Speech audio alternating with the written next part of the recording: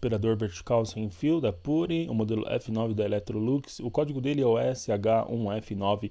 Gente, eu achei um espetáculo esse modelo, achei ele muito legal também. Ele tem iluminação na parte de baixo, achei muito completo, vem assim perfeito já para você utilizar, na minha opinião, 100%, curti demais, e também eu achei o preço dele bem acessível para o nível de qualidade, assim, pessoal, muito legal mesmo. Eu fiz uma pesquisa de preço para tentar encontrar o preço mais baratinho do Brasil aí, tô deixando o link de referência para vocês aqui na descrição. Se você quiser, você pode acessar o primeiro link da descrição, confere a ficha técnica, confere todos os detalhes. Se tiver dúvidas, me pergunta aqui nos comentários que eu respondo você.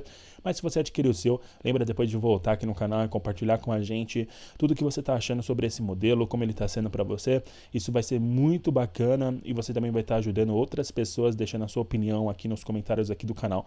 Vai ser muito, muito legal mesmo, tá bom? Então aproveita, acessa o primeiro link da descrição, confere tudo, a ficha técnica e tudo mais. Se você garantiu o seu, volta aqui, conta pra gente. Eu achei esse modelo um espetáculo, simplesmente sensacional, por isso que eu vim compartilhar com vocês.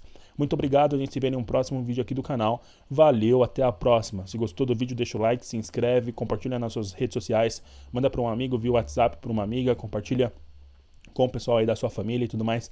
Quem sabe você não ganha de presente um modelo de aspirador desse de alguém que gosta muito de você. Na verdade, sempre que você compartilha um vídeo aqui do canal, você também ajuda o canal a crescer, o canal a se desenvolver, e eu agradeço muito por isso, pessoal. Muito obrigado mesmo. Até a próxima. Tchau, tchau. O link tá aí na descrição. Acessa, confere. Se garantiu o seu, volta aqui e conta pra gente. Tchau, tchau.